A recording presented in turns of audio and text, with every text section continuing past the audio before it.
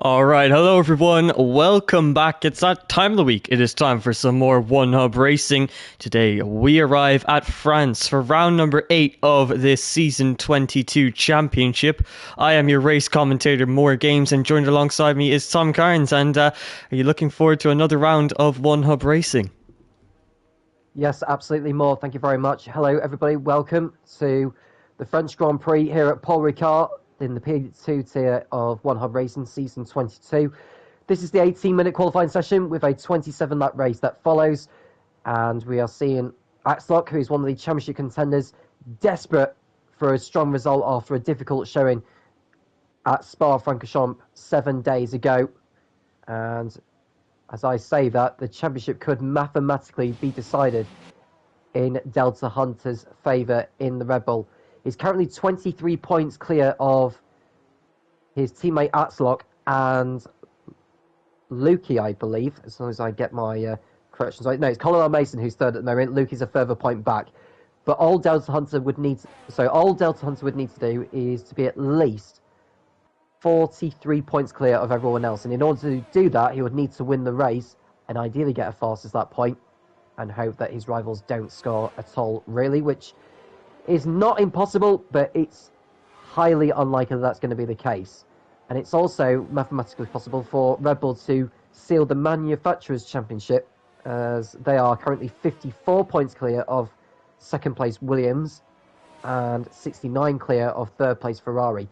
All they need to do is to be at least 79 points clear of everyone else, maybe 78, in order to 100% wrap up the constructors here at Paul Ricard with 2 rounds to go. We'll bear that in mind during the course of today's broadcast, as we are about to go on a hot lap with Axlock, so I'll leave you to run through a lap of this historical Paul Ricard circuit more. And what a driver to do it with. The man currently at P2 in the championship and trying to chase after his teammate, as the two Red Bulls have been doing so well this season. Axlock into turn 1 now, and let's see how much of the corner can he cut, as much as he possibly can. And out of turn 2, a little bit of a bump there. Very easy to lose the car over that turn 2 curve, but he keeps it stable and on the circuit. Now through this turn 3 and 4 chicane, you just carry so much speed through those turns, and then into turn 6, very tricky with the traction, but trying to use that width of the circuit that is available and getting yourself prepared for this DRS straight, which then brings you to yet another chicane. This time it's the chicane of turn 8 and 9. Let's see Axlock into turn number 8, trying to cut that curb as much as possible, and the car accepting it, although a little bit of wheel spin there out of turn number 9 as he got up on the curb on the exit. But he now heads into turn 10 and the final sector of the lap, and arguably the trickiest of them all. And as you can see, into this turn 11, it's very hard to find this apex, and it's quite a late one at turn 11, but he manages to hit it, and then it brings us to turn number 12. Don't want to touch that curb on the inside, as that is the easiest way to have your car spin round.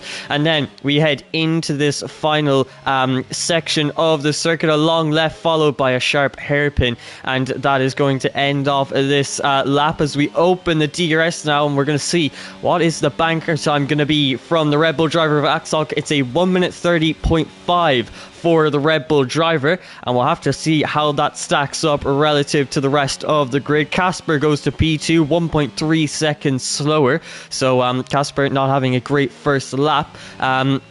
And Delta Hunter coming through the final sector, preparing to finish his first lap time of the session. We're going to have to see how are the two Red Bulls going to stack up against each other, as these are the two championship contenders. And like you said, in the Constructors' Championship, absolutely flying away with this championship. Delta Hunter across the line now, 4/10 off of his teammate. He sets a 1 minute 30.9 as Jason goes to P2 with a 1:31 flat.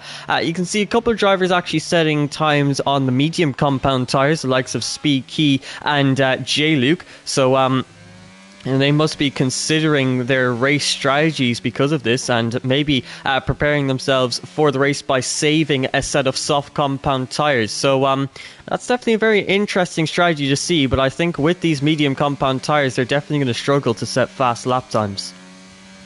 And what's worth considering is a choice of allocations that drivers can choose from in the loading screen, because there are 3 different tyre allocation choices that they can choose from. They can choose the conservative one, which I believe is the 2 sets of, or 1 set of softs, or 2 sets of softs, 3 sets of mediums, 1 set of the hards, or 2 sets of mediums and 2 sets of hards.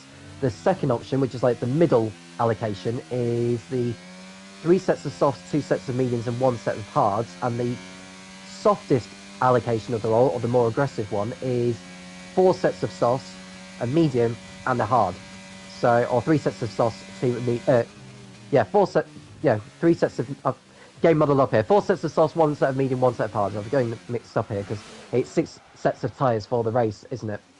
In comparison to qualifying. I think you get an extra set in qualifying, correct me wrong, unless it's only for Q3 in the long qualifying format.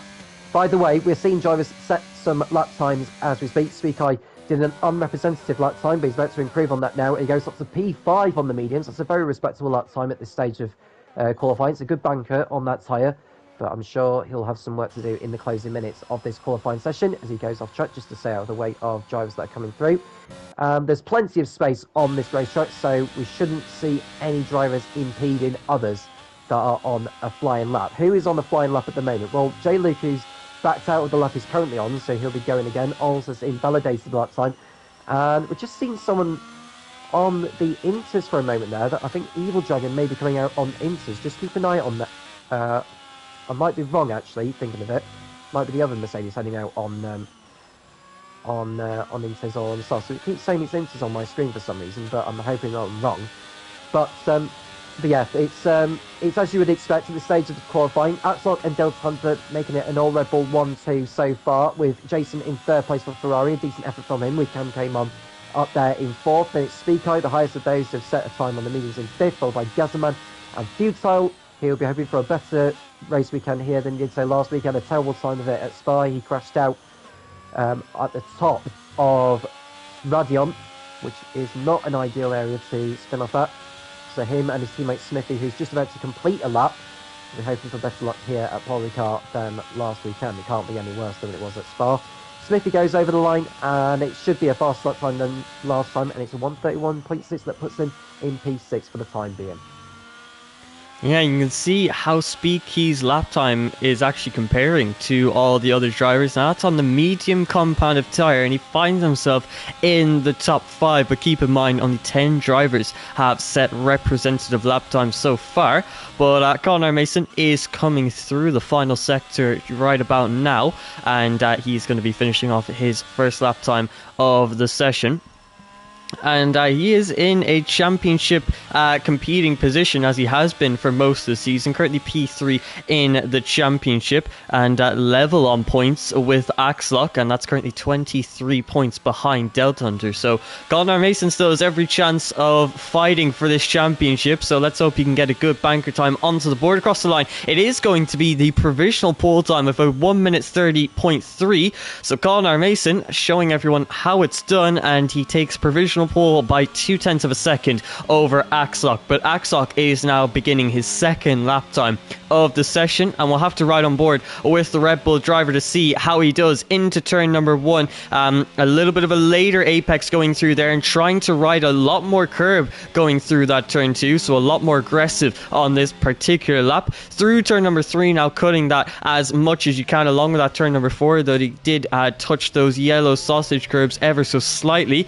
2/100ths down coming through the first sector. Hopefully he can find some more improvement as he heads into the middle sector. Onto this DRS straight now, with a decent exit out of turn number 6 and 7, and then it brings us to the harsh braking zone of turn number 8, and you can see trying to ride this curve as much as possible, and very, very aggressive with the track limits, and it shows because he has invalidated this lap time, and he is going to have to abandon his lap. Meanwhile, his teammate Delta Hunter is coming down the very same straight as he now makes his way into turn 8. Let's see how Delta Hunter takes this particular chicane, taking as much curb on the entry as possible. Late apex through turn number 8, and then out of turn number 9, keeps it on track and within the track limit, so his lap still valid, and he's 2/10 up coming out of the middle sector, so looking like a decent improvement so far, and I'm sure there's plenty of time to find in these final few turns. So let's see what his overall improvement is going to be. Coming through turn 11, slightly wide on that late apex, but trying to carry the speed now through turn number 12 and using this curb. Thankfully his car agreeing with it and not spinning the wheels at all. Now into turn number 14 and the final turn of number 15, not touching the curb, but using the white lines to show where he got to hit that apex. And now across the line, can he improve on his time? Yes is the answer, 0.3 of a second, but he does not improve his position, so he maintains P3 for now. And with 7 minutes left to go in the session, it looks like the majority of drivers have set lap times, although there are a few exceptions in this session. You can see the two McLaren drivers of All's, Jamie Met, ERT Jordan, Waitsy, and Aero Specialist. So Waitsy and Aero Specialist not setting a lap time yet. Quite surprising to see. They have been extremely competitive in recent weeks, so they'll be hoping to get a lap time onto the board now to show their pace in this session. But Jamie Met currently hasn't got a lap time onto the board, but he is coming out of turn number 15 and finishing off his first lap of a 1 minute 32.6, so he's not going to be too happy with that lap time, currently 0.5 off of a P1 Peru. But we now have 16 drivers that have set lap times, but only 3 drivers have found their way into the 1 minute 30-second lap times, with Jason having invalidated this particular hot lap. So it looks like the top 3, who also happen to be the top 3 in the championship, are really pulling away from the rest of the grid in this qualifying session. Which takes me on to discussing the rivalry between the provisional pole sitter Colin, who's sitting in 3rd place in the championship, and Lukey, who's sitting 4th place in the championship, just a point behind each other. And there was a question being asked to them, and the question was, there was some serious battling going on between you guys at Singapore last week. In fact, no, that's not the right one. This is the correct question I was going to ask. Just a single point separates you guys heading into France. It's tight between 2nd, 3rd, and 4th. 1 point in there, in case you asked. Are you guys going to be battling each other in order to try close the gap to Delta? And are we likely to see some fireworks between now and the end of the season? And Lukey responded by saying, we are always going to battle if we are close on track, but it's always hard, but clean racing, and that boosts your confidence when racing against these drivers, as you can trust them, and that makes it more fun. I hope there aren't any fireworks, as none of us want to collide and cause an accident. And Colin R. Mason responded to the question by saying, it's going to be great fun. Lukey has been driving really well this season, with some great victories. It's going to be mega close. I really don't think there will be much fireworks, to be honest. Axlock, Delta Hunter, and Lukey are all great drivers who are always tough but clean drivers. We also leave enough racing room for each other, which is what makes it fun. Which I think is fair. There's mutual respect for each of the competitors. Even back for the championship, it's Delta Hunter who's very much firm favourite, as I've already mentioned, who could mathematically clinch it here today, although it's highly unlikely he will do that, but he'll give it a good go. I think his focus will be more on victory. I think Colin Mason, Axlock, and Lukey, they've all got to go for the victory, haven't they? I mean, Lukey in particular, who hasn't had the best of times in recent races, really, particularly like in Singapore and in Spa, and I think maybe in Bahrain a little bit as well. But, there's still 3 races left and still plenty of time for everything to change, but they need a strong result here to stay in genuine contention for the championship. We've got 4 minutes to go in this qualifying session, and not much has changed in the top 3. Nothing has changed, except that Speaker has moved up to 4th now, within a couple of tenths of 3rd place Delta Hunter, with Berrien doing a fine job again in the Aston Martin in 5th. Jason 6th, with Waitsy out on the circuit at the moment. I think he's on an in-lap at the moment, so that'll be him making his way back into the pit lane. As we watch J-League come round in the Alpine, heading into the last corner of Tor, I think it's called, or Pont, whichever of the two. It's called Pont. I think it's named after a boat or something like that. Here at Paul Ricard, but J-Luke jumps all the way to 2nd fastest, only 100 off Colin R. Mason's time. So does that give the indication that the track is improving, even with there not being so many cars out on track currently?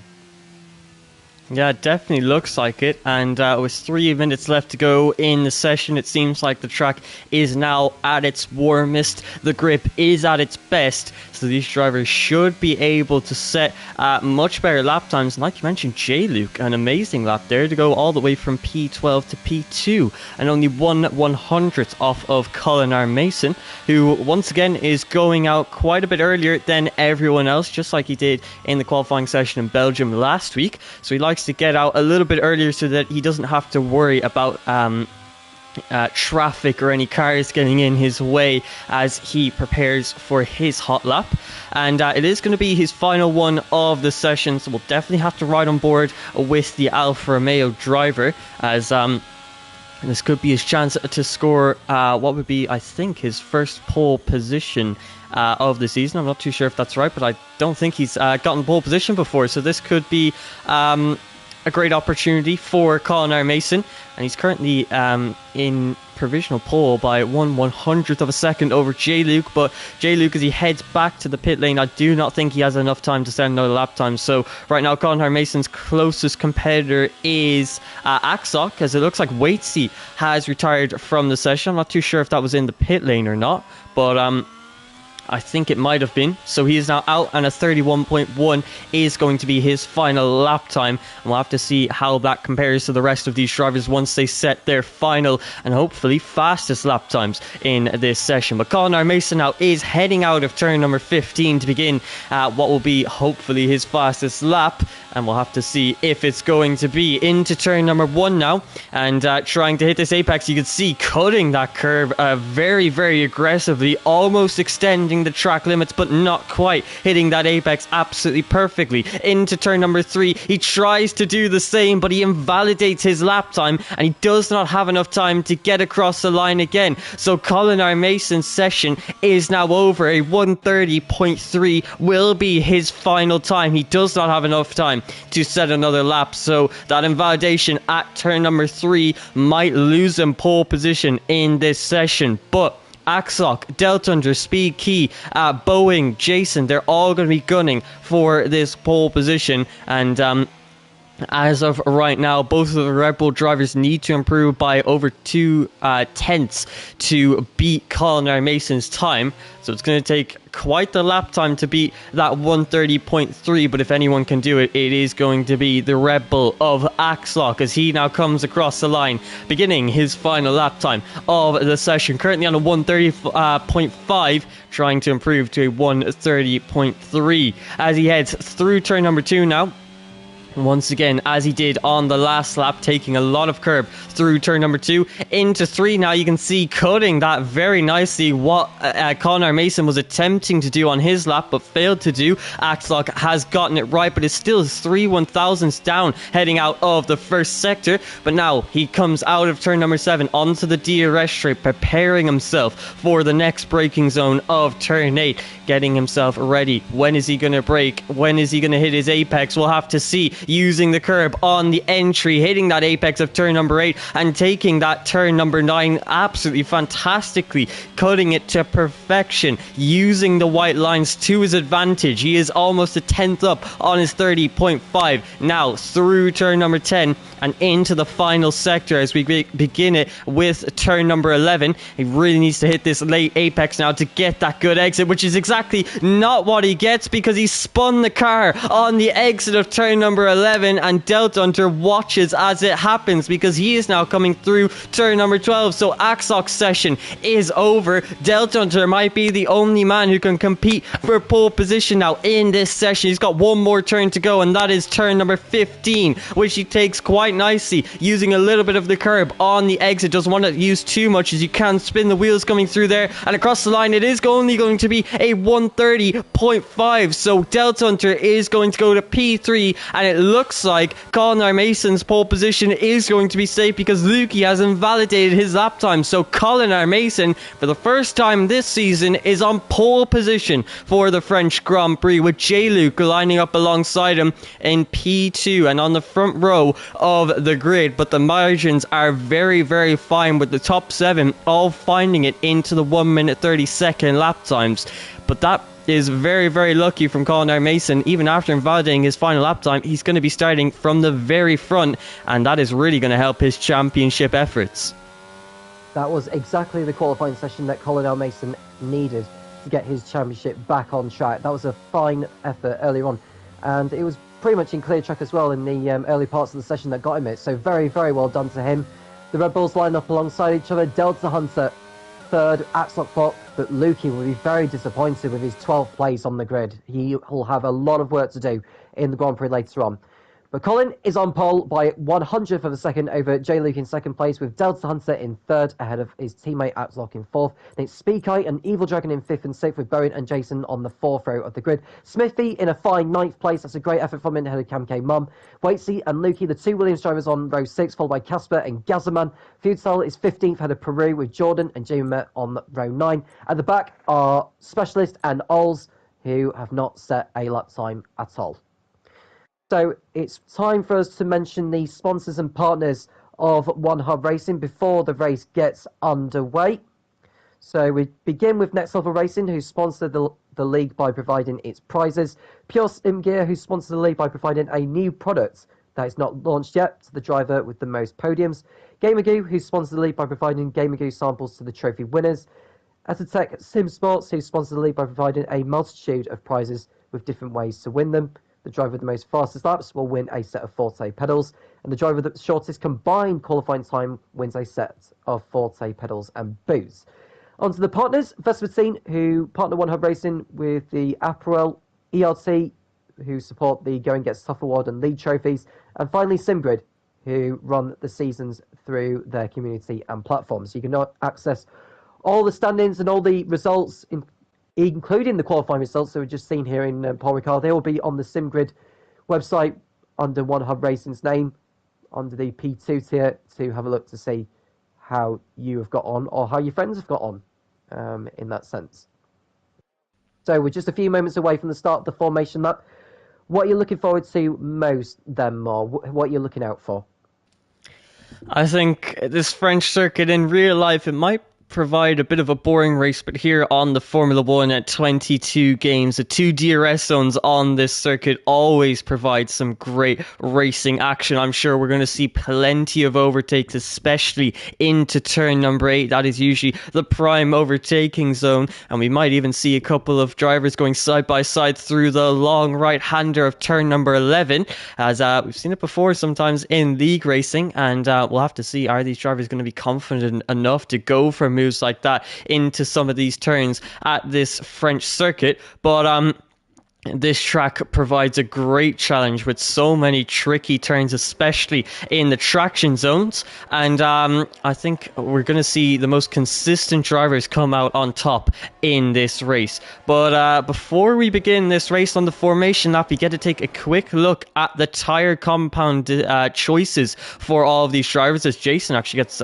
disqualified from the formation lap there. So he'll be starting a little bit further back than he maybe would have liked to. But you can see a bit of a split between the soft compound tyre and the medium compound tyre runners. You can see Conor Mason, Delta Hunter, Axlock, so both the Red Bulls and Conor Mason, and 3 of the drivers in the top 5 starting on the soft compound tyre, I should say. They're obviously going to be trying to get that better start. Conor Mason's hope possibly to break DRS to J. Luke behind, who's on the medium compound tyres, along with Speed Key and Evil Dragon.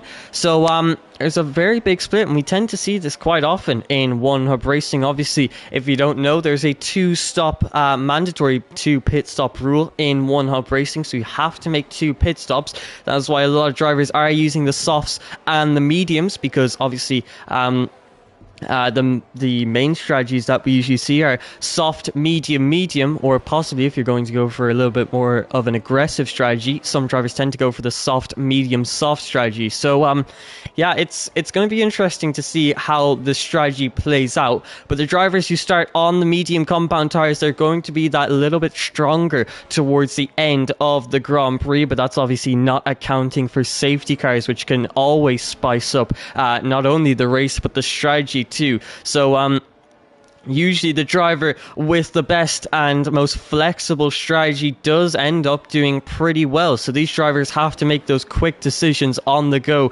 When do they want to box? Should they stay out? What is the right tire to go on to? And the drivers have to make those split-second decisions, and at the end of the race, it could be the decision that wins them the Grand Prix. But the drivers are now lining up on the grid, and they are getting ready for the start of today's Grand Prix in France, as we are about to begin round number 8 of this season 22 championship. You can see the drivers now all on the grid and waiting for those red lights to come on. We have 3, 4, 5 red lights. They're gone and we're away. What kind of start is it for our poleman of Conor Mason? It looks like a good one up against J-Luke, although J-Luke is going to try to go around the outside and he might get this move done before the braking zone. That's exactly what he does. Swoops around the outside of Conor Mason, who gets a bad jump off of the line. Delta Hunter and Axog holding position, preparing to take advantage of any mistake that Conor Mason might make. But J-Luke on the medium compound tires has had a great start, already trying to pull away from Conor Mason. As we head through turn number 5 now, you can see the Mercedes of Kamke and Boeing battling it out as they head through turn number 6 now. Boeing getting a bad exit out of there. He could be under pressure from his teammate soon enough. But as we head down into turn number 8, you can see Axok quite close to the back of his teammate, but he's not going to go for a move just yet. Delta Hunter was able to not jump his teammate. No, he got up into P3 in qualifying and holding that position off of the race start. But for how long? Axok using quite a bit of his ERS. He wants to go on the aggressive and try to make some early moves on these soft compound tires. Throws a little bit of a dummy into turn number 11 and seems to have a lot more grip in this high speed section, so maybe running a little bit higher wings on his front and rear wing. So you can see the top 5 obviously hasn't changed apart from the race lead change that we saw between J-Luke and Conor Mason, as we now head out of turn 15 to end off this first lap of the session. But you can see how closely Axok is following Delta Hunter, and it looks like now is going to be the time to go for a move. You can see being forced off of the circuit there by Delta Hunter as they head into turn number 1. Axok with the inside line trying to brake as late as possible, but the inside turns to the outside for turn number 2. And Delta Hunter is able to maintain his podium position, but Axok is going to keep on the pressure and look to the outside line coming through turn number 3. But once again, Delta Hunter holding up a strong defense, and Axok cannot find a way past just yet. The two Red Bulls battling it out, the top 2 in this championship. But as they continue to battle it out, Conor Mason and J-Luke are going to start to pull away. But now Axok is under pressure from the medium runner of Speed Key as they head down the DRS straight with no DRS enabled. Speed Key to that outside line, but Axok is with the soft compound tires is able to get more grip and more traction out of that turn number 9, and you can see how close these drivers are going to begin to get once the DRS is enabled. Delta Hunter obviously almost 2 seconds off of the top 2 now, and this is going to be cause a lot of tension between the two Red Bulls. Yep, so it's a great start all around. J-Luke getting off the line absolutely brilliantly. Further back, we saw a few collisions involving a Haas of Smithy, who's been suffering connection problems throughout this race.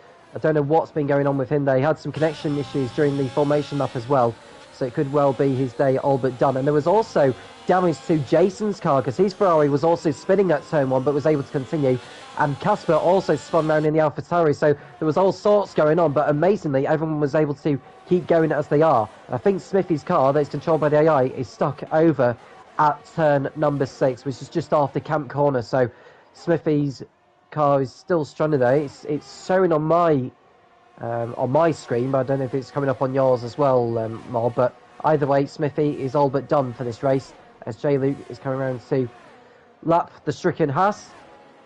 No problem through there, as Smithy's car is ghosted, and Luke can crucially continue to pull away. But Conor Mason is within DRS range to close in on the Alpine and start to make a move, as we are now on lap 3, as drivers continue to battle on, as Axel looks to try and get back in front on Delta Hunter on this occasion, but Delta Hunter will keep hold of the position for now, but I'm sure that won't be the last time we see these two battling during the course of tonight. So a good start all around, and plenty of time to go before we start seeing changes in terms of race positions.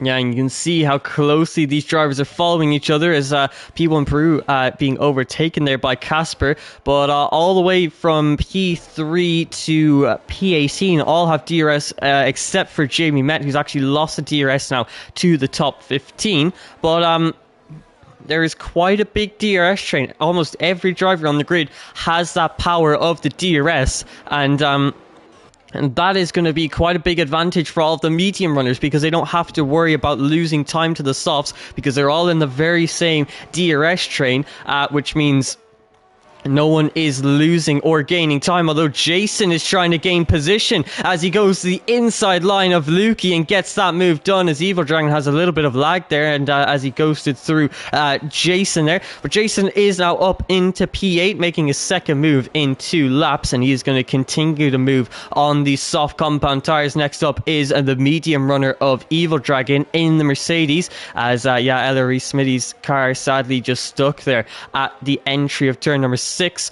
So shame to see connection issues for the Hash driver, but that is how the cookie has crumbled. But Evil Dragon out on the medium compound tire, trying to look for a move into turn number 8, and he's broken extremely late into that turn, now covering the inside line. I think he's going to have to give up that position to Waitsy, which is exactly what he does, but this is now putting him under pressure from Jason, who gets a better exit out of turn number 9. The Mercedes driver having to use his ERS into turn number 10 to hold this P7 position, but you can see getting very close. Jason braking too late into that turn number 11, not anticipating the grip of the mediums to be so low relative to the soft compound tires, and he smashes into the back of the Mercedes, and I think he might have wing damage off of that incident, although his front wing is still intact, so hopefully he got away with that. Meanwhile, the softs have now well and truly started to fall off, because Delta Hunter finds himself in the pit lane along with RDR Waitsy, who's now boxing for fresh tires. Delta Hunter going onto the medium compound tires, and if Delta Hunter has boxed, I think we can expect to see a lot of the other soft compound tire runners begin to box now. Maybe not Colin Mason though, because he's still within that DRS of J-Luke, although as I say that, a bit of a commentator's curse, he falls out 1.1 seconds between himself and J-Luke, so I think he's definitely going to have to consider boxing here, as Jason now gets himself a 3-second time penalty, and when the grid is so tightly compacted, that is going to lose him a lot of positions right now, would drop him out into P12, almost outside of the points, so and 3-second time penalty is not good for his race efforts, but you can see Speed Key tried to make a move on Axel into turn number 8 with the inside line, but there's been contact between the two drivers, and Speed Key has come off worse because of it. He falls behind his teammate now, all the way down to P9. That's a big collision between himself and Axel. He was in a top 5 position for most of this race, but now outside of the top 5 as he finds himself in P9. So absolutely brutal to see that collision there between Speaky and Axok, and I'm sure he is going to bring that to the steward's attention after today's race. But Colin R. Mason now realizing that the softs are not what they used to be as he comes into the pit lane. Axok following him in. Lukey, you can see most drivers now on the soft compound tires coming in, although Jason in the Ferrari decides to stay out on these red wall soft compound tires, maybe because he has the DRS of Evil Dragon ahead of him, but not for long, because he has now lost that DRS too. So Jason is going to lose quite a bit of time because of this overcut. Let's see where Delta Hunter comes out relative to Axok. Has his undercut worked out for Delta Hunter, or is Axok going to gain this position? You can see Colin R. Mason heading out of the pit lane, so is Axok, and it looks like Axok is going to be coming out side by side with Delta Hunter, who does get back up ahead of Axok. So it looks like the undercut has worked quite nicely, because he also has much warmer tires than Axok and Colin R. Mason, so he's going to push on now and hopefully catch up to the back of the Alfa Romeo driver, as we're seeing Aero Specialist and ERT Jordan battling it out, and with obviously ERT Jordan being on the soft compound tires, wasn't able to hold his position. You can see how little grip he has coming through turn number 9, but you can see now Colin R. Mason and Delta Hunter have made their first pit stops. Delta Hunter is pushing very, very hard to try and catch up to the DRS of the Alfa Romeo. This is playing handsomely into Colin Mason's hands because he's got the track position that he needs now that he's done his first pit stop and he's out of DRS range from the likes of Delta Hunter, Axlock and co. Now he needs to push on and start closing in on those who haven't pitted yet and hope that they do pit in soon before he catches up to them, and that way he'll be back in race winning contention as far as this race has gone is concerned. As Jason pits in from what was 4th place, it was, as you've peeled into the pit lane just before the last turn, hence why you saw him make up a couple of positions, really. It does look a bit confusing when you see drivers do that, but Jason's in for his first pit stop and he's gone from the softs to the mediums, so he's done exactly the same as what Delta Hunter, Colin Mason and Axlock have done. I don't expect him to keep hold of his position ahead of those particular drivers, but he'll give it a good go. He'll be at least on a lap or two fresher mediums, but he's quite some way behind those lot. So I don't expect Jason to be in contention for victory today or even for a podium. He'll give it a good try nevertheless. As Colin Mason goes up to 10th place on track, as it stands, he'll be going back into the lead once Luke, Evil Dragon and co start to pit in for the first time, but they can go longer on their mediums before they come in for their first pit stops. A reminder that the drivers have to make at least 2 pit stops. In terms of which tyres to do those 3 stints on, well, it's entirely down to them, but they must pit at least twice. As we see a battle between the Red Bull drivers as Axlock looks to make a move on Delta Hunter. He's got through. There's a yellow flag, and it's not the Alfa Romeo Colin Mason, it's his teammate Peru that's gone round. So Peru is able to rejoin. He won't want to hold off his teammate because he knows that his teammate is in championship contention. He is not, so he'll want to do the best he can to stay out of his way. Having said that, Peru has got a race to be getting on with as well, so I wonder what the Alfa Romeo boys will be thinking about at this stage. So Peru stays in front of his teammate for now, but his teammate is on much better tyres than he is. Colin Mason will have the DRS going onto the pit straight. Didn't quite see any drivers coming into the pits on that lap that time, so we expect Colin Mason to stay in the position he is for now, although he's right behind his teammate who'll want to get the DRS. Yep, Peru's pulling to the side, so he knows that this is not his race. He stays over to the left to let his teammate go. Now, can he do his teammate a favour and hold the Red Bulls up and allow his teammate to pull away? Which would definitely help out Colin Mason, because Axlock has just set the fastest lap of the Grand Prix so far on lap 7 of 27. So Axlock is continuing to push on. He's slowly catching up to the back of the Alfa Romeo of Colin Mason, but he's now got to deal with the likes of P1 Peru. Now, how is P1 Peru going to play this? Is he going to let Axlock through because he knows he's on a different strategy, or is he going to try out and help out his teammate in this session? Well, as we head into turn number 8, Axlock closer and closer, but I think he's not going to be able to make this move, which now means he's going to lose a bit of time heading through this turn 8 and 9. You can already see P1 Peru holding him up through this particular chicane, so a bit of teamwork going on down at the Italian team of Alfa Romeo. Meanwhile, Speed Key, Evil Dragon, J-Luke on 7 lap old mediums now, and Speed Key is getting quite close to the back of Evil Dragon.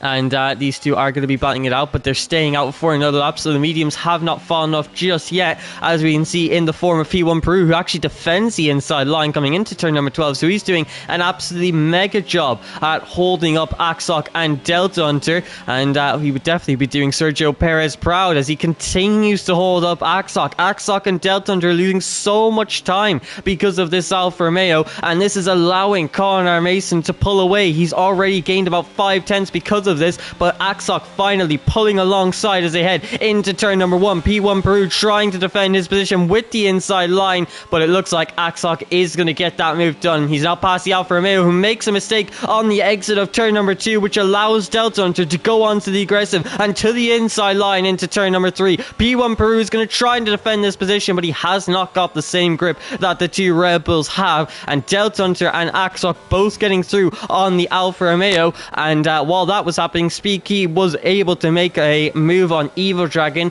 on the run into turn number 8, and now the two Mercedes alongside each other on track, as Waity now overtakes P1 Peru. So P1 Peru on those 8-lap-old medium compound tyres cannot do much. Casper, on the other hand, trying to make a move on Jamie Met as he heads through turn number 10. Jamie Met going a little bit wide there and losing the position to Casper in the AlphaTauri. So Casper is now up into P6, but it's not been the best day so far from Casper. He's currently P6 in this session after starting P13. He's quite a while off of the rest of the grid. So Casper's not had the greatest of race starts, but a safety car could easily change the outcome of this race, especially on lap 10 of 27, because that would allow all of the medium runners to actually box for fresh tyres. So but right now, all 19, well, not all 20, because obviously Ellery Smitty sadly disconnected, having some connection issues. But all of the 19 drivers still in this race, and no one has DNF'd yet. Well, technically, they haven't crashed out yet. As you can see, Lukey now trying to overtake P1 Peru. Once again, defends his inside line into turn 1. Makes contact there with Lukey and hits his tyre. And Colin Mason now disconnects from the session. His AI taking over his car. And that is absolutely brutal to see. Hopefully, he can get back into the session nice and quickly. But yeah, that's not good to see. I'm going to try to invite him back now, but I don't know if I actually have him on my friends list. But yeah, I don't think I do. So it looks like Connor Mason is disconnected, and he's losing so much time to Axoc now. 3/10 is the difference, and now Axoc through turn number 9 is able to overtake the Alfa Romeo driver. So Axoc is now ahead, and this is terrible, terrible luck for Connor Mason, who was looking to possibly win this French Grand Prix. I've just sent an invitation for Colin to get back in. He's joined back in now, but it'll be a little bit more time before he actually takes back control of his Alfa Romeo. This is disaster for Colin's championship hopes, as Axlock has got through ahead of him, and Delta Hunter will shortly go past him as well, as Busol gets a penalty for track limits, as has Casper. It's a 5-second time penalty for him, so I think that's because of the pit entry thing. So I think Casper's penalty may end up being rescinded afterwards, so just remember that. More, and of course the audience have tuned in as we've seen more drivers come in for their pit stops. These are the medium runners, the medium starters that are coming in for the pit stop, and actually Casper's taking his penalty now, so we don't need to remember that penalty then. Although he'll be frustrated he's been given that penalty unfairly there, Casper, so nothing he can do about it, and nothing that the stewards can do about it afterwards. It's just the way it is sometimes with this game. It is what it is, unfortunately. But he's done his pit stop now, and he's back out in 18th place. Peru's done his stop as well, and he's back out behind him. So it's Speakai who leads the race on track, with the two Mercs of Evil Dragon and Cam K-Mom in 2nd and 3rd, with Jamie Met, the last of those who have yet to pit, in 4th place. With Axelot closing in behind, J. Luke's pit stop has seen him filter out in between the two Red Bulls. So Luke is actually in contention to win this race now, because he's on much fresher tyres than those who have pitted earlier for the mediums. So he can go further if he wants to, and we could well see him on the set of soft compound tyres for the end of the race. He's got to do 2 different dry compounds, hasn't he? Because he's only been on the medium so far. So this is playing nicely into J. Luke's hands as far as this race is concerned. He could be the one coming away with the winner's trophy here at Le Castellet. Yeah, and like you mentioned there, has to use 2 different dry compounded tyres, so we now know he's gone for 2 mediums, which means he is saving a set of soft compound tyres for the end of the Grand Prix. So J-Luke is going to be very strong towards the end, but there's still quite a while to go. 15 laps to go as we now begin lap 13 of 27. And you can see more of the medium runners coming into the pit lane. Evil Dragon and Jamie Met both boxing for new tyres, but Cam K and Speed Key both staying out on 11-lap-old medium compound tyres. Definitely a very interesting strategy. We'll have to see if those old mediums have any pace relative to the likes of Axlock, and especially J-Luke, who's on 10-lap fresher medium compound tyres. But as they now head through turn number 5, you can see Axoc leading over J-Luke, but J-Luke with 5-lap fresher tyres, and with Connor Mason now losing so much time to the 2 Red Bulls, it looks like J-Luke is in a prime position to win this Grand Prix. But Obviously, before Conor Mason's disconnect, he was 2 seconds ahead of these two Red Bull drivers. So I think there would have been quite the battle between himself and J-Luke, but now looking a lot less likely as he's currently outside of the DRS of Delta Hunter ahead of him. He needs to now use that ERS that he's got stored up in his battery and in an attempt to obviously catch up to the back of Delta Hunter, because that DRS is absolutely crucial at this French circuit. There's only 2 DRS zones, but they tend to gain you about half a second per lap. So every lap that Conor Mason is outside of that DRS, he's going to continuously lose time to the Red Bulls and also J-Luke. But Speaky and Cam K Mom for the 12th time now have skipped past the pit lane as they are on 12-lap old medium compound tyres. So they're really stretching this first stint, and I think I might have a reason why the clouds slowly getting darker and darker, and so is the light. So possibly a threat of rain in this Grand Prix, and maybe that is why Speaky and Camke are going for this aggressive strategy. Although if that is the case and there is rain to come, it's very interesting to think that J-Luke would have boxed knowing that. But the further we get into the race and the more we can see what the track conditions are like, it does look likely that there's a possibility of rain in this Grand Prix. I wouldn't want to rule it out, and J-Luke may have timed his pit stop to perfection because he can afford to stretch out this stint and discover the conditions as to when the time is right to go on to intermediates if it does rain.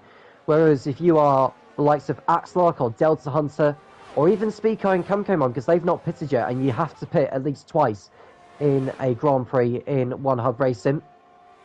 So they are a little bit, I say spoiled for choice. They've got a decision to make, really, in terms of what they're going to do, because they've got to pit twice, as I've already mentioned. Whereas we've watched J-Luke attack Axlock as we see the top 2 pits in. So this is what I think is going to be the soft compounds that the likes of Speakai and Camcomon are going to go on. Well, Camcomon's going on for the mediums. What is Speakai going on? He's going on soft, so Speakai is taking a gamble on the soft compound as we watch Axlock and J-Luke fight over what is now the race lead. So down the start-finish straight they come. J-Luke won't go for it here into the Valerie chicane, as it's known as. So Axlock stays in front for now. J-Luke will be staying in touch with him, with Delta Hunter not too far behind. Delta Hunter knows he doesn't need to take too many risks in this race. He does not need to wrap it up here as far as the championship is concerned. There is still next weekend in Montreal, Canada, and the season finale at Silverstone. But I'm sure he'll want to try and wrap it up as soon as he can without going into the last race, needing something to guarantee himself the title. As we watch J-Luke thinking about a move on. Axlock, who needs to go defensive here. J-Luke round the outside. Is this a change of position for the lead? What a brilliant move from J-Luke. That was neat and tidy, and he's taking back the lead here in the French Grand Prix in the P2 tier of One Hub Racing. Excellent stuff.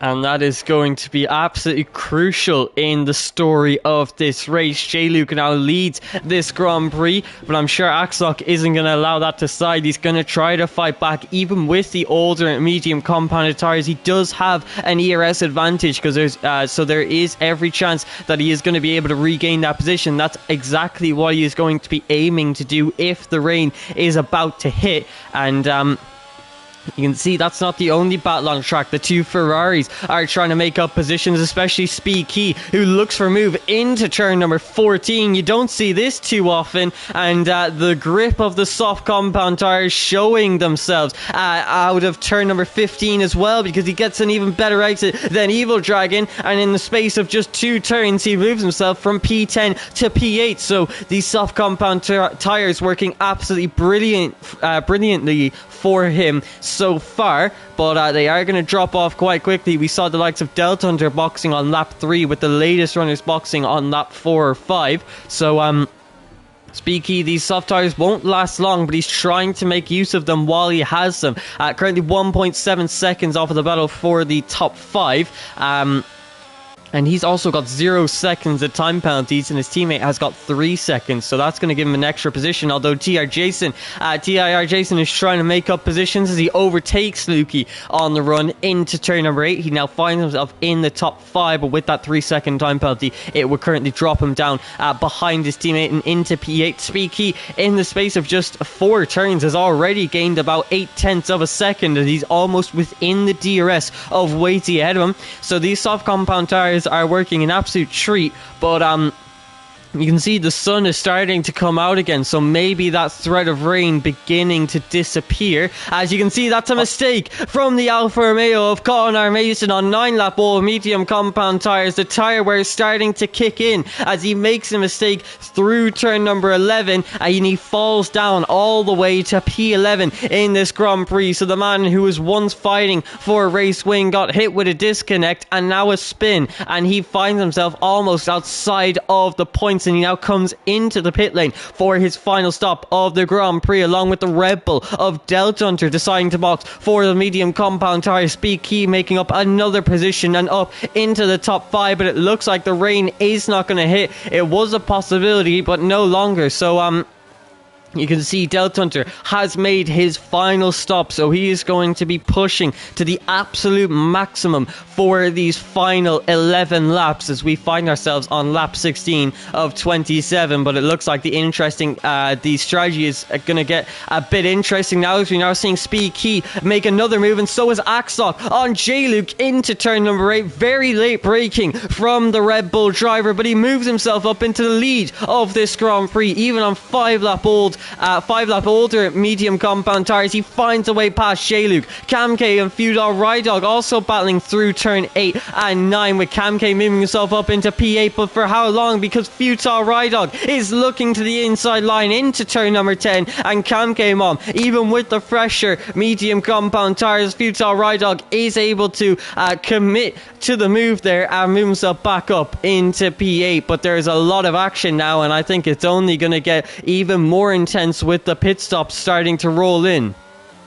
Yeah, Axlock is in the pits now, so this is a response to Delta Hunter pitting the lap before. So this is a crucial point in the race now as far as Axlock's championship aspirations are concerned. So the Red Bull crew go to work.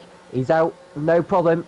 Where is his teammate? As we see Jason, Lukey and Gazaman into the pits as well. Plenty of drivers in the pits on this lap, 5 in fact. But where is the Belgian driver? That is Delta Hunter. He's down the start-finish straight now. Is Axlock going to get out in front of him? It's going to be nip and tuck. Very close as it was last time, but Delta Hunter just gets his nose in front before turn 1. So Delta Hunter, crucially, with the warmer tyres, is in front again, but this is far from over. So Axlock has to really dig in deep to get back ahead of his championship rival to minimise the damage as far as closing back in the championship is concerned. Delta Hunter does not need to take too many risks now between here and the checkered flag. But what's also concerning for Delta Hunter is the likes of J-Luke, who he's able to go further before he switches to a set of the soft compound, and maybe Speedkai as well. Yeah, and that is absolutely, once again, Delta Hunter just about coming out ahead of Axlock, and that was once again crucial because he's now also outside of the DRS of Axlock. But like you mentioned, Speaky on the soft compounded tyre, and he is going to have to consider when is he going to box for his final medium compound tyre stint, as it looks like as he heads through turn number 14 he is going to be staying out for one more lap. But I do think it is only going to be one more lap because the soft compound tyres can't last much longer than that. Waitsy into the pit lane on his 12-lap old medium compound tyres, but Delta Hunter 1.7 seconds ahead of Axlock. He has put himself in a prime position to win this Grand Prix. It looks like the main competition is going to be between the championship leader of Delta Hunter but also the Alpine driver of J-Luke. You can see The gap between the two drivers currently at 21.2 seconds. Is that going to be enough for J-Luke to come out ahead of Delta Hunter? I don't think it is. I think Delta Hunter will just about come out ahead. But then the only thing is going to be that J-Luke will have that advantage of soft compound tyres for the end of this Grand Prix. So it is going to be quite the showdown. But while we look at Delta Hunter and J-Luke, Axok is going to be pushing and pushing and pushing to try and catch up to that DRS of his teammate, because he needs to if he wants to compete for this race win. And right now it is not looking good. Currently 1.7 seconds off, but Delta Hunter about to catch up to some traffic, and that could hurt him in this race as the two Mercedes battling it out. Jason making up the position on Jamie, met with Lukey also making a move into turn number 8, and Casper getting another 3-second time penalty. He's currently down in P13, so it won't affect him points wise, but you can see there are not too many battles going on track, but Delta Hunter has now caught up to the back of the AlphaTauri of ERT Jordan. And as I head through turn number 12, Delta Hunter is going to start to experience the effects of dirty air, and this is going to slowly allow Axok to get back into that 1 second window of Delta Hunter ahead of him through turn number 14 now. And Delta Hunter needs to make this move into turn 1. He wants to minimize the damage that this dirty air is going to do. So as they head on to the pit straight using his ERS, the slipstream, the DRS, and he gets himself past ERT Jordan as they head into turn number 1. So now we get to see how is Axok going to handle this situation. He also wants to minimize the damage and get past ERT Jordan as quickly as possible. And as they head into turn number 3 and 4, I think he'll be trying to go for the move on the run into turn number 8. So both Red Bull drivers and trying to overtake the traffic as efficiently as possible, although it looks like Axok experiencing a little bit more dirty air than Delta Hunter had to deal with. But now onto the DRS straight, he gets past the AlphaTauri of ERT Jordan and continues his charge onto the back of his teammate, and that gap has really closed up now. The 1 lap fresher tyres doing Axok a little bit of good as he's now 8/10 behind Delta Hunter, and it looks like Axok is well and truly back into the equation for this race win. So this race is truly anyone's. J-Luke, Delta Hunter, Axok. It's going to be quite the showdown for the end of this Grand Prix. It most certainly is. It's going to go right down to the last lap, and I wouldn't be at all surprised if Speakai continues to stretch out the stint. He needs to, so that he can get the benefit of the soft tyre for the remaining laps and start closing in on the leaders like he was doing so on the current stint that he has been doing. Bowen comes in for his last stop of the race. He'll go onto the set of soft compound tyres as Specialist goes through. And in fact, Speakai on his old softs is closing in on J-Luke, who's on old mediums. So Speakai is trying to get all the benefit he can out of these before he decides to pit in, which I think will be this lap of all laps, if I'm honest with you. Yeah, he's 4/10 down on his previous best in sector 1. So I would say this is going to be the lap where Speakai needs to pit in to get onto another set of soft compound tyres. As Cam came on leaves Evil Dragon. They've had a good race, the Mercedes drivers, up there in 3rd and 4th, but they will drop back once they have done their last pit stops. As we've got a battle of the Red Bulls now, so can Axlock get back in front of his teammate and close down on the points gap in the race for the title? As Delta Hunter thinks about going defensive, but he knows his teammate's going to have a lot more straight line speed, and Axlock moves in front of his teammate and up into P6 on track. And now the two Red Bulls are really going to start battling away. Axok now has the lead over his teammate Delta Hunter, and Delta Hunter right now has got quite a bit of ERS, but both drivers having pretty similar ERS levels and pretty similar tyre wear levels, so it's a completely even playing field, and it's now just about who has got the pace and who has got the racecraft to position their car the best for the final lap of this Grand Prix. But as we were speaking about Speaky thinking of boxing in, he is 1.5 seconds down on his personal best so far in this race, but he's caught up by about 5/10 to the back of J-Luke. So even on 7-lap both soft compound tyres, he's finding pace in the little rubber that he has got left. So and putting on an absolutely monumental display so far. And when he boxes in, he could possibly be in the battle for this race win, because he's right in the mix with the Alpine of J-Luke, but now 2 tenths slower through the first sector than he was last lap. But he's now into the DRS of our race leader, J.R. Speaky.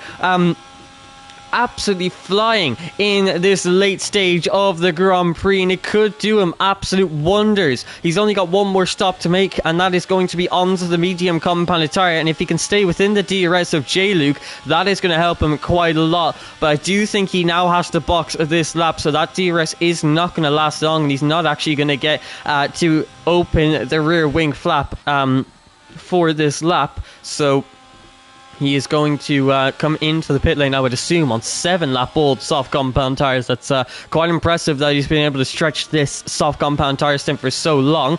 But all good things have to finally come to an end, and I think it will be coming to an end this lap as he pulls into the pit lane on the very same lap as J-Luke. J-Luke is going to be going for a bit of a monster stint on his soft compound tyres. He's going to be trying to stretch those soft for 6 laps, and well, we saw Speaky do it, but can J-Luke now follow in his footsteps and do the same? We'll have to find out, as Axock now coming out of turn number 15. I think he's going to quite comfortably come out ahead of the Alpine driver of J-Luke, but J-Luke on the soft compounded tyre, that is now his advantage that he has. Speaky actually goes on to the soft compounded tyre, so he's gone for a medium soft strategy, a much more aggressive strategy, and it could work out for him because he seems to be handling the tyre wear quite nicely for himself. So you can see J-Luke, Speaky both coming out of the pit lane on their cold soft compound tyres, and currently about 6 seconds off the back of the 2 Red Bulls. So they've got quite the challenge that they're faced with. But do you think the soft compound tyres have the amount of grip that they need to catch up and battle for this race win? Absolutely. With the fuel burning off during the course of this race, they'll have all the grip that they need in the remaining laps, because when you're on a lower amount of fuel in the tank, you are not putting as much load into the tyres as you are going into the corners as much as you would do if you had a heavy fuel load at the beginning of the race. And there's a spin. That's J-Luke off. Luke in the barrier at the Mistral chicane. I don't know what's happened, but he's fallen down the order big time, and Speaky's got through, and J-Luke has fallen down the order horribly. And that is absolutely, it's terrible for his race now as he tries to make up the position on J-Luke, which he does successfully, but a mistake through the turn 8 and 9 chicane means he is out of contention for this race win. He was driving so consistently for the past 21 laps, but on lap 22 is when he lost all hope for going for this race win. So J-Luke, that's a massive mistake to make in this late phase of the Grand Prix, and that now means it's going to be the 2 Red Bulls and possibly Speaky if he can find the pace to catch up. But yeah, that's not good to see from J-Luke, and he is going to be absolutely kicking himself in this race to have fallen down so far to P10 now in this race on the back of Colin R. Mason, another man who spun in this Grand Prix. So both drivers who had a chance of winning this race, it doesn't look like they will anymore, but they will be battling it out on track for what could be a P8 position. You can see J-Luke with amazing grip tried to send it into turn 5, a bit of an ambitious move you would have to say, and Colin R. Mason wasn't expecting it at all, tried to hit his apex and they make contact, and J-Luke gets himself a 3-second time penalty and is now being under pressure from Evil Dragon as they head into turn number 8. Evil Dragon with the outside line, and you can see trying to make it as 3 wide. No. You can see J-Luke sends it into turn number 8 and hits into the side of Colin R. Mason, sending them both spinning for the 2nd time each this Grand Prix. And J-Luke has obviously let his frustration get the better of him, and he is now going to be walking away with 0 points to his name, and that is not what you like to see at all, and sadly slightly ruining Colin R. Mason's race because of that. Colin R. Mason could still get P8 in this Grand Prix because of the time penalty situation, but yeah, Colin R. Mason, I think he's definitely going to be telling the stewards about that one. Yeah, he's going to have to explain himself because that was far too ambitious on the inside as Jordan comes in for his final stop. Yeah, that was... J-Luke was concentrating more on the Mercedes ahead and not enough on the Alfa Romeo, hence why the contact was being made. So I feel for Colin R. Mason, really. He didn't do anything wrong. He had the right to take the line that he did. It's just J-Luke came from too far back to try and perform a double overtake to try and make up as much time for the mistake he did the lap before. But I think J-Luke will be hit with a penalty afterwards, because that was just too clumsy and too impetuous of a move to make a lunge up the inside the way he did whilst he was trying to pass the Merc at the same time. But he'll be back for more, though, trying to get past Colin cleanly this time on the Mistral straight. He's got more grip on that Alpine than the Alfa Romeo has. But yeah, J-Luke will be he will be absolutely kicking himself afterwards through his own mistakes there. He had a very, very good race up to this point, and he's thrown it all away, really, all by himself, it has to be said. It wasn't anyone else's fault. But yeah, that's just the way it goes sometimes in Grand Prix racing, on the league racing ladder. As Cam K-Mum is closing in now on Waitsy in the battle for 6th place. If you look at the penalties at the moment as well, more 3 seconds for Lukey, 3 seconds for Jason. If Cam K-Mum can use all the grip he's got left in the remaining laps, he could all of a sudden find himself on the podium. Yeah, it would definitely be his aim. But you can see he's currently on the back of Waitsy, and he's within that 3 seconds of Lukey. So if he overtakes the William of Waitsy, he could find himself in the top 5. But then there's quite a big deficit between himself and the top 4. 5.2 seconds separate the top 4 and the rest of the field. With these soft compound tires, it's entirely possible. We saw what Speed Key was able to do on them and continues to do on them, as he is now 1.3 seconds behind his teammate, who's got that 3-second time penalty. So he's already onto the podium, but yeah, it does not look like these softs actually have enough grip to catch up to the two Red Bulls, who have drove absolutely amazing races and have had great individual performances so far. No mistakes from either of them. They've been ultra consistent. They've shown the pace that they've needed to show, and right now Axoc is 1.5 seconds ahead of his teammate. So Red Bull doing absolutely everything perfectly so far in this race, and I think they're going to be rewarded with a 1-2 as Cam K-Mom gets past the Williams of Waitsy, moving himself up into the top 6 and a net top 5 after you apply Lukey's time penalty. But you can actually see the position changes here, and we can see the changes that everyone has gone through throughout this session. You can see Axoc, the man who started from the second row of the grid, looking to go on to win this Grand Prix. Lukey, who started P12, if you can imagine, outside of the top 10, is in the top 5, but he will drop down to P7 because he will be losing his positions to Cam K and Waitsy. But Jason, 6 seconds of time penalties now, so it's looking like Cam K could definitely get himself into the top 4 if he overtakes Lukey and finds the time relative to Jason. But and quite the mistake there from Jason. Right now he'll drop down to P4, which would still be a good race from him, as he started P8 and has found himself on track, at least on the podium positions. So decent races so far from everyone within the top 6, and obviously the likes of Colin R. Mason and J-Luke having disappointing performances today, and especially Colin R. Mason, who's in that battle for the top position in the championship. He's going to lose massive points to the likes of Delta Hunter, but Axoc keeping his championship hopes alive, as looking to outscore his teammate as he continues to pull away 10th by 10th, and we're now on the penultimate lap of the Grand Prix, and it's looking more and more likely that Axoc is going to win this race. As it stands, the championship for Delta Hunter would not be wrapped up today. Axoc would close in the gap, which will come down to 20 points with 2 races remaining and 42 left on the table. So it's still on the cards for Axoc, but Lukey and Colin R. Mason will be losing ground horribly. They'll be all but out of championship contention. Lukey is still in there, but it's becoming increasingly unlikely that he's going to be crowned champion. So I would be tempted to say, realistically, it's going to be a 2-way fight for the title. And I don't think Red Bull will mathematically clinch the team's championship today, but they'll most certainly take a giant step closer to it with the 1-2 finish that they are about to pick up. So Axoc on his final lap then, on course for victory. I'm just trying to see if he has already won a race this season. Axoc, he won in round 4 of the championship, which I believe is Monza. That's the only race he has won so far this season, so this is going to be win number 2 this season. His teammate Delta Hunter has already won 3 times this season in Shanghai, and in the last 2 rounds at Spa last time out and the round before in Singapore.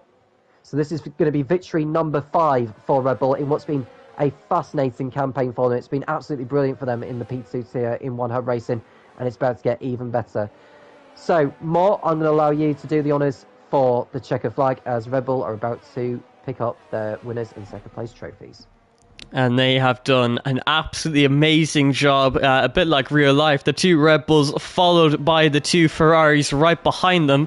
And you can see Jason almost caught up to the 2 Red Bulls at the end of the race. But it is going to be the 2 Red Bulls and the 2 Ferraris in the top 4. Axlock has drove an amazing race, starting P4 and the second row on the grid, using his pace and getting the strategy perfectly to overtake his teammate, taking advantage of the mistakes of Connor Mason and J. Luke. And as he heads out of turn 15 for the 27th time in this Grand Prix, he's going to come across the line to win the French Grand Prix, with Delta Hunter completing a Red Bull 1-2 at this French circuit. Speed Key gets himself onto the podium with his aggressive medium soft strategy, with his teammate finishing right behind him.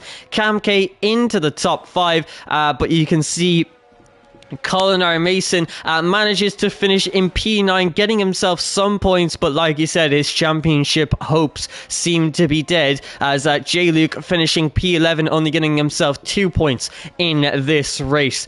So, some drivers having absolutely amazing races, like the likes of Axlock and Delta Hunter, and also Speed Key, who did an amazing job to get himself into the top 3, but it's not been the greatest of days for the likes of Lukey, Connor Mason and J. Luke.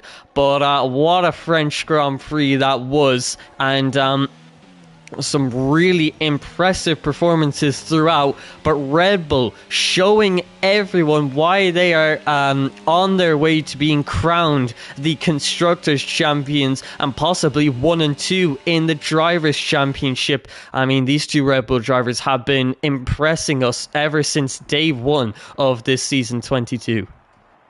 It has, and that's win number 5 for Red Bull out of 8 races now. They have shown that they are the class of the P2 tier field, with 2 fantastic drivers doing a sensational job. A good job as well for Ferrari, gained positions 3 and 4. Jason dropped back with his penalty because he had 6 seconds, didn't he, for track limits. So it's Speakai, who's driven a brilliant race today, getting himself up onto the podium after missing last week.